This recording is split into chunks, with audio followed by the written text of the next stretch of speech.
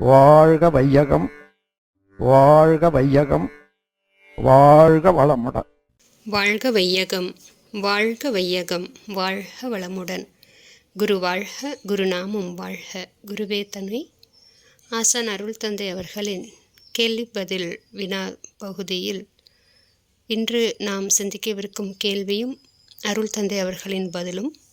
சுவாமிஜி, தன்மை, துல்லியம், இயக்க ஒழுங்கு இந்த மூன்றும் ஒவ்வொரு பொருளிலும் எவ்வாறு உள்ளது என்று விளக்க வேண்டுகிறேன் என்ற வினாவிற்கு அருள் தந்தையின் பதில் உரை. உலகம் என்று எடுத்துக்கொண்டால் அதன் அளவு என்ன, இரசாயனங்களில் அளவு என்ன என்பதனை இன்று உள்ள விஞ்ஞானிகள் ஓரளவிற்கு உணர்ந்துள்ளார்கள். அந்த காலத்தில் இருந்தவர்களும் ஓரளவிற்கு இந்த கிரகத்தில் இன்ன சக்தி அதிகம் என்று சொல்லியிருக்கிறார்கள். எந்த பொருளால் ஒன்று ஆக்கப்பட்டதோ அதுதான் அதன் தன்மை. பூமி மணிக்கு 1000 மைல் வேகத்தில் 24 மணி நேரத்திற்குள் ஒரு சுற்று தன்னைத்தானே சுற்றி கொள்கிறது. சூரியனை சுற்றும் பாதையில் மணிக்கு 67,000 மைல் வேகத்தில் சென்று 365 நாளில் அதை வலம் வருகிறது. இது சிறிதும் காலம் தவறாமல் சரியாக அமையும். இதுவே அதன் துல்லியம்.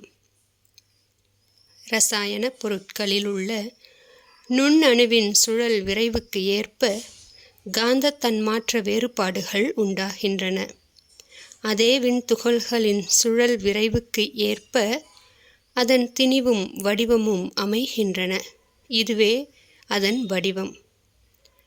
பரமாணு நிலையிலிருந்து அவை கூடி ஒரு சிறு வடிவமாக மாறி குறிப்பிட்ட விரைவில் இயங்கும்போது ஏற்பட்டு மாறிக்கொண்டே வரும் இரசாயன தன்மைகளும் மற்ற சிறப்புகளும் துல்லியம் அல்லது தன்மைகள் ஆகும். இந்த இயக்க நியதி மாறாது என்கிறார். பூமி தன்னுடைய மற்ற இயல்பூக்கத்தையும் நடத்தி கொண்டு சூரியனையும் சுற்றி வருகிறது. இச்செயல்பாட்டை தான் இயக்க ஒழுங்கு என்கிறோம். இதுவே காலம் அல்லது இயற்கை சீர்மையும் என்று அழைக்கப்படுகிறது. பூமி அதிக அளவு சூடியாகிவிட்டதென்றால் வெப்ப குழம்பை எரிமலையாக வெளியேற்றுகின்றது. இது காலத்தால் நடக்கும் இயக்க ஒழுங்காகும்.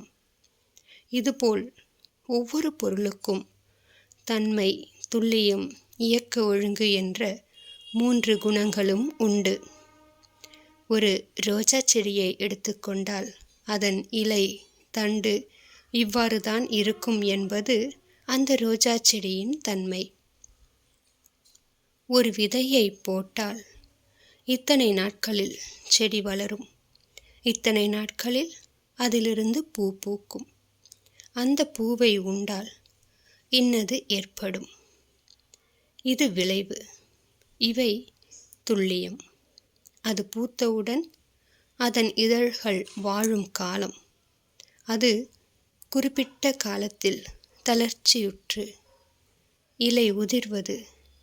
அது இத்தனை நாட்கள்தான் வளரும், இத்தனை நாட்கள்தான் அது வாழும் என்பது அந்த செடியின் முடிவு. இவை எல்லாம் காலத்தை ஒட்டி நடைபெறுவதை தான் இயக்க ஒழுங்கு என்கிறோம்.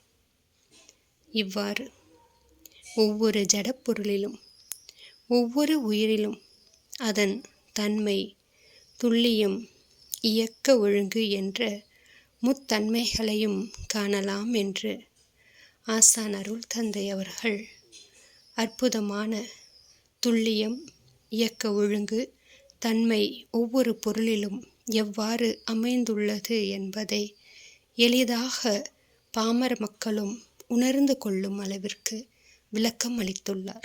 இவ்விளக்கத்தை உணர்ந்த நாம் இறைவனின் ஒவ்வொரு தன்மைகளையும் நாம் உணர்ந்து கொண்டு எல்லா பொருளிலும் இறைவன் அறிவாக இருந்து கொண்டு எல்லாவற்றையும் வழிநடத்தி கொண்டிருப்பதை உணர்ந்து யாருக்கும் துன்பம் செய்யாமலும் எவர் துன்பப்பட்டாலும் அத்துன்பத்தை போக்கும் அளவிற்கு கருணையோடு வாழ முயற்சி செய்வோம்.